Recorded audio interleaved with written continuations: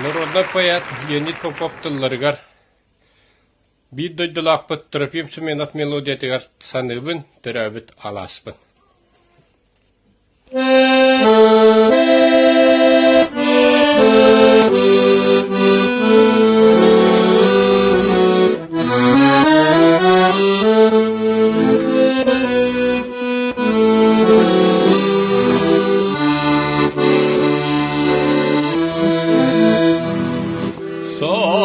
Sanıbın törabit alaspın.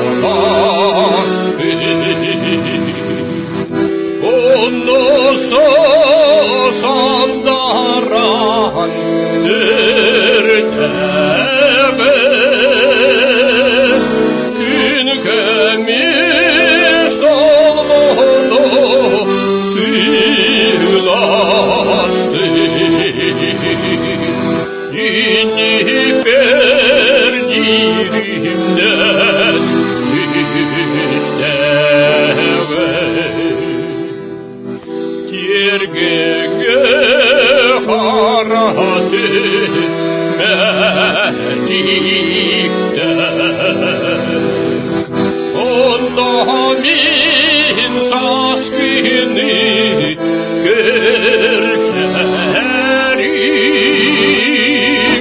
Yeni şeringe gerekse Yürüye yürü hatın isterim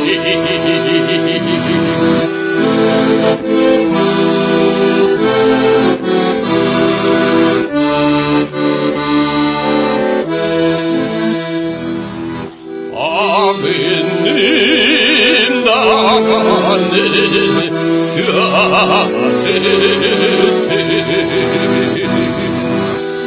ayılmaklar sigin yüreğini terebit Allah'ım oğlunu dinler mi?